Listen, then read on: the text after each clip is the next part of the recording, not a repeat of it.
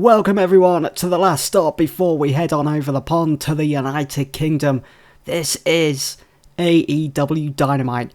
We are jammed to the rafters for what I'm sure will be a fun night of pure wrestling action. We are in front of just under 8,000 fans here. I think so, JR, because tonight not only do we have MJF up against EC3, we'll also see the Young Bucks in action as they take on the Good Brothers. What a tag team match that should be. Plus, he's been tearing it up recently. The Murder Hawk monster Lance Archer will be stepping into the ring, and Jon Moxley will be joining us on commentary. Also tonight, we'll have the contract signing for the AEW Women's Fatal 4-Way Championship match this Saturday. And hold on a moment, I'm getting word there is an altercation backstage. Let's go there now. So we're about to head backstage, but first, we get a 55 rating.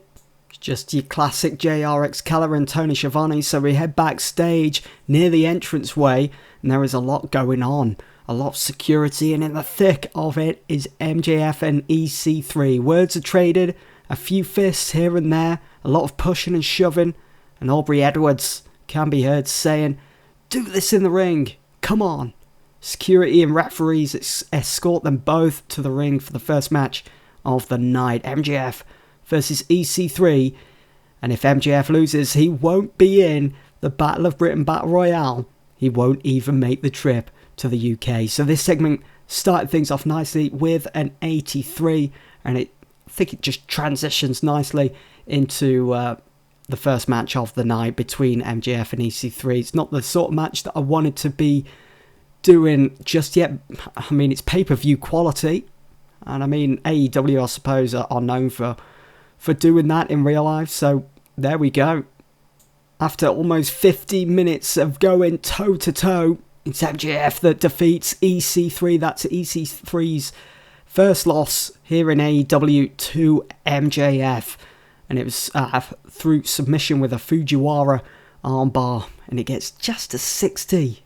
MJF and EC3 don't seem to click and made for an awkward bout. That is really, really disappointing to see. But saying that, the match did get the crowd buzzing as you'd expect. These two going at it. It was set to open as well, this match. And it should say as well, the odd heel versus face-heel combination, as both are currently heels at the moment. But it's still telling the story. It's still doing what I want it to do. MJF with a 59 in-ring performance, EC3 with a 52. And Taz did some good work at ringside. So there we go. Let's have a look at the rest of the card then for Dynamite this week. Lance Archer will be in action. We'll also see FTR, who are on a roll at the moment. They're in more tag team action against Private Party.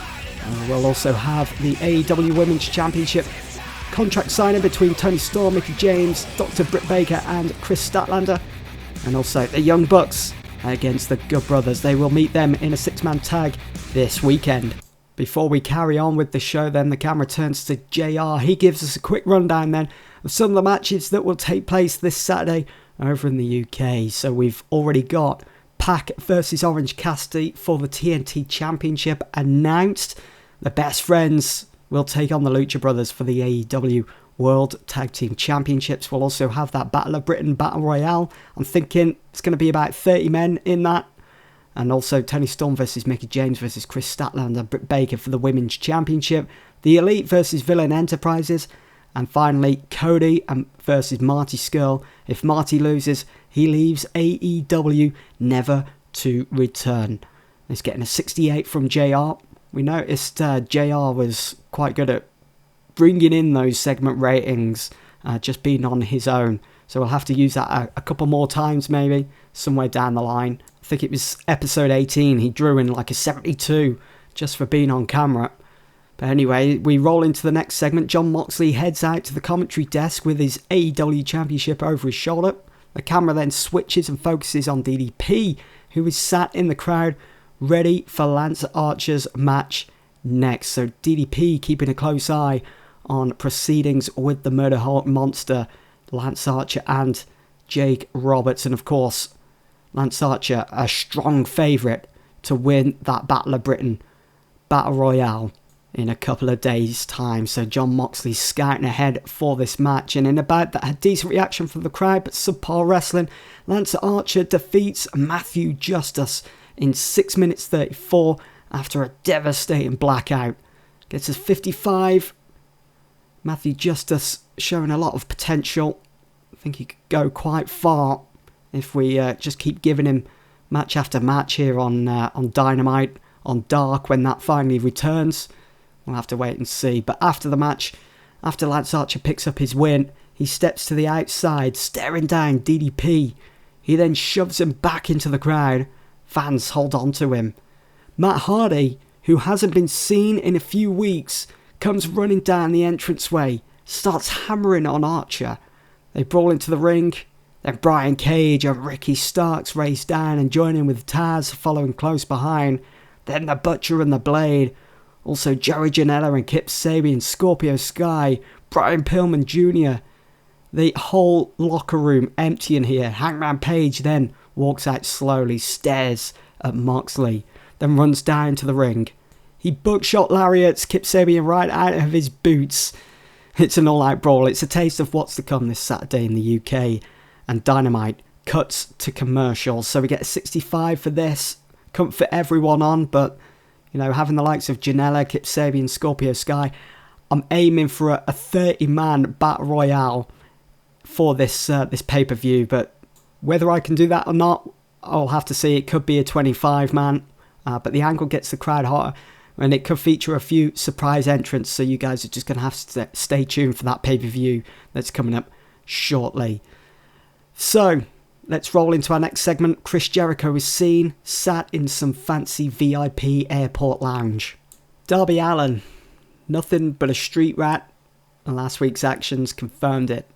He thought he'd take it upon himself to spray paint all over my state-of-the-art, prized possession, the Paymaker Phantom.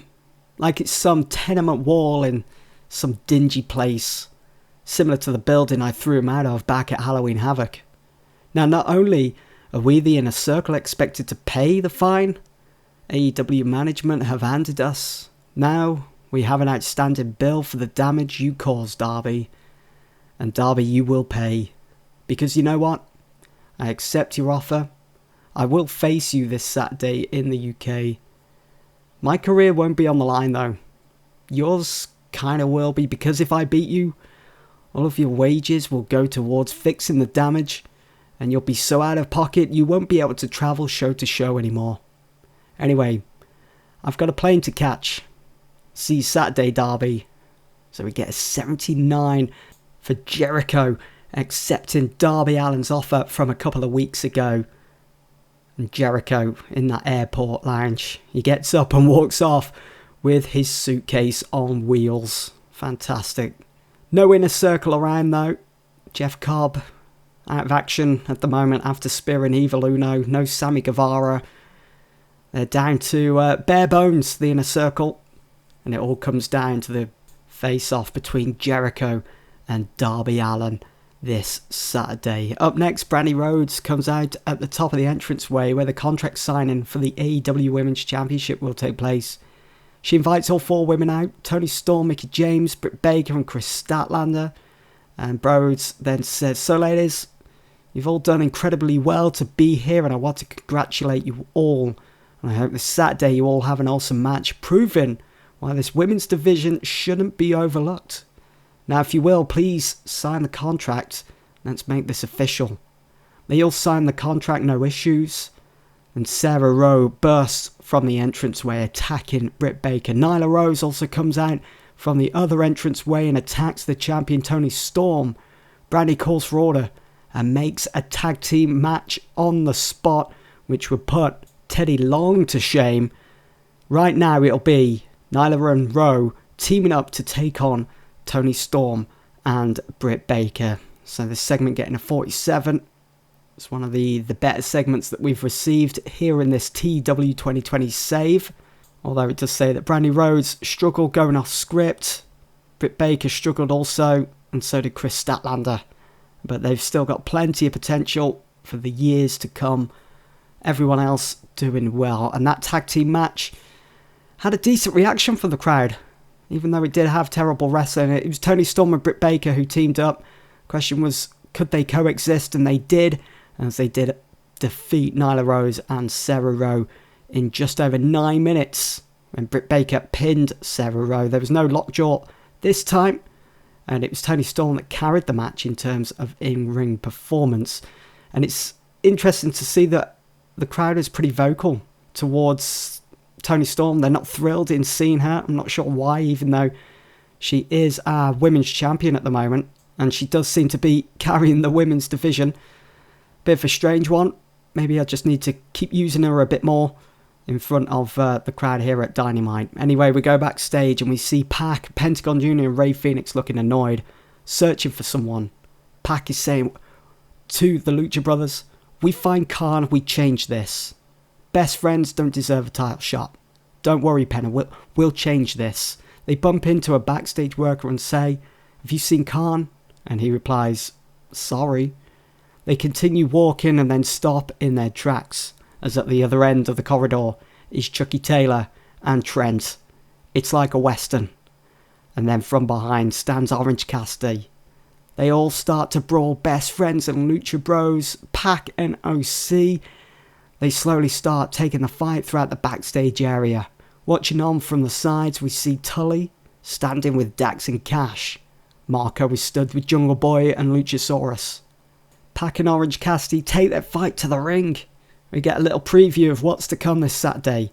OC hits a Superman punch again, getting the better of Pac, who rolls out of the ring. Backstage, Best Friends are laid out by the Lucha Bros.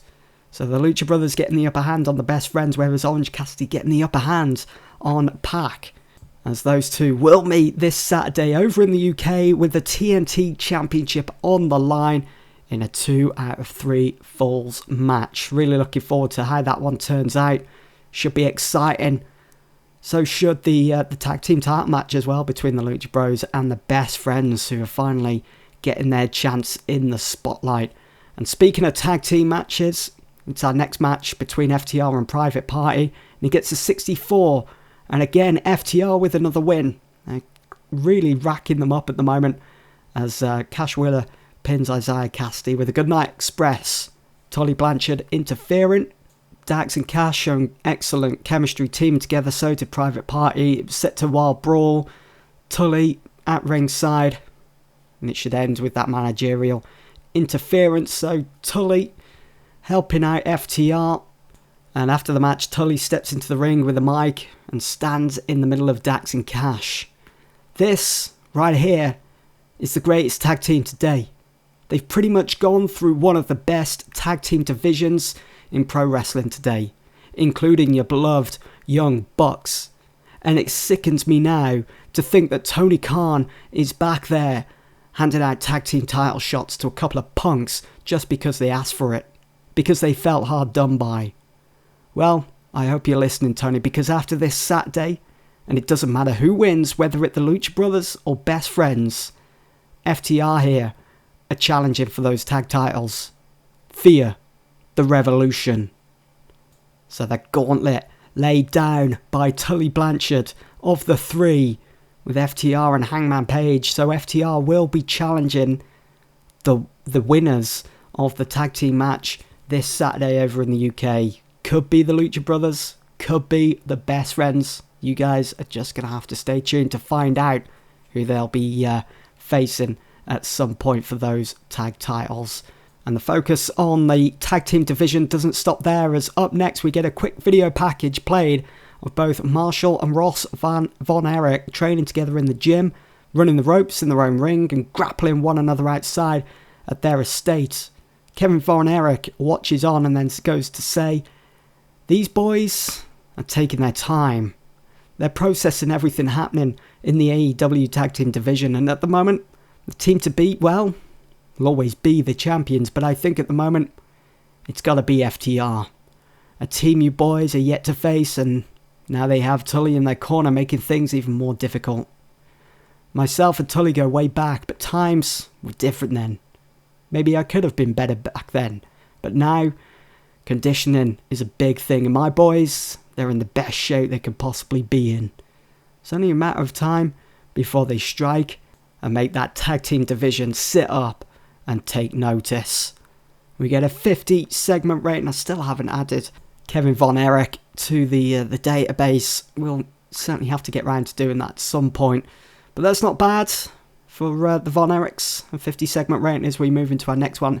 Hangman Page is walking backstage, holding on to his belt buckle when he bumps into Jon Moxley. Nothing is said between the two. Hangman just raises an eyebrow, smirks, then both continue walking on their separate ways. Page eventually reaches the Three's locker room and he goes in and shuts the door. Kenny Omega walks past, stops and looks at the closed door. He stands there for a moment thinking and continues on his way. Mixed emotions at the moment for Kenny Omega. We heard from him last week saying that after all this business with the Elite and Villain Enterprises is done, he's got some things to iron out with his former tag team partner Hangman Page. And this is just teasing it a little. And just look at that segment rating, an 87 just for having these three in it. It's incredible. What is going to become of AEW after this Saturday? Exciting times ahead. Can't wait to share it with you guys as our next match. It's a good match. It's the Young Bucks that overcome the Good Brothers after just 17 minutes when Matt Jackson pinned Carl Anderson with a Meltzer driver. They really love the Meltzer driver, don't they? No super kicks here. And it gets an 80. It's a fantastic match, really. And still the crowd pretty vocal. They're not thrilled in seeing Luke Gallows, but apart from that, they like seeing everyone else. Carl Anderson, and of course the Young Bucks, who have that tag team specialist bonus when tagging together. It's always nice to see. It's a strong main event then between the Young Bucks and the Good Brothers. As we move into our final segment of the evening after the match, Gallows and Anderson exit the ring as Nick Jackson and Matt Jackson celebrate. Brody King and Marty Scurll then slide into the ring from behind and attack the Bucks, beating them down into the canvas. Luke Gallows and Anderson climb back into the ring and help out. It becomes 4 versus 2. Cody comes racing out to the ring and has a fair crack at everyone, fists flying left and right. The numbers game catches up with him though, and Marty Scurll hits him over the head with his umbrella. And the fans seem expectant of someone that's part of the Elite. Maybe Kenny Omega, but he is nowhere to be seen. Cody, Nick and Matt are down. Cody is bleeding, as Marty goes on to say, "I'm not going anywhere, Cody. We're here to stay." Villain Enterprises stand tall over the Elite to end AEW Dynamite. Could this be what we'll be seeing this Saturday over in the UK? Villain Enterprises standing over the Elite. We will have to wait and see. It's another strong segment to finish this edition of Dynamite. But hold on a second, we have one more segment to go. Kenny Omega is seen backstage, walking out of the arena, shaking his head. He opens a car door, looks back at the arena for a moment, climbs in, and then the car drives off into the night. What does this mean? Is Kenny not going to be in the UK this Saturday? Is Kenny done with the Elite? What the hell? So many questions surrounding Kenny Omega and the Elite. Again, so many mixed emotions, so much must be going through his head at the moment. As we come to the end, we get 74 for that. Let's have a look, see what we've got for the overall show rating then. Should at least be... Last week we got 76. I think this week's show's been certainly a lot better. We get 75. And this time we only increased our popularity in just 10 regions. Last week it was 11. That seems to be going down drastically. So we need to think about changing that or sorting something out soon. But apart from that, we're consistently putting in quality shows. We're up in the 70s, week in, week out. Got to be happy with that. It's just the limited number of viewers We need to sort that. We need to be looking at getting a better broadcaster, I think. Oh dear. Well, there I am saying let's go and find a better broadcaster, but ITV have decided to drop Dynamite. That's probably because I made the silly decision of bumping a time slot to prime time instead of being late evening, which was suiting us perfectly for the UK. And this bad news for the UK comes on the eve of our tour of the UK. Just can't make it up, and it's going to be the final show of the year. That's not going to go down with other broadcasters when we're going to try and renegotiate. If anyone's got any suggestions, let me know in the comments. But for now, I think we're going to be stuck with TNT. And for those in the UK, they're just going to have to sign up to the Fight TV app. So this week, we drew a 1.85 TV rating. We had a total of 1.3 million, almost 1.4 tuning in over on TNT. We're very consistent with our viewers, 889,000 tuning in for TNT. Oh, and just looking at ITV4 there, it's not going to go down well. Come next year, we won't be on ITV4. So again, we beat NXT in show quality, in show ratings, but they, of course, drawing in the numbers. They get a 1.95, 1.4 million tuning in, total of 1.5 mil overall. So they beat us in number of viewers once again this week. Anyway, that's it for this edition of AEW Dynamite here on TEW 2020. Hope you guys have enjoyed. I'll see you all very soon for the UK special. Don't miss it.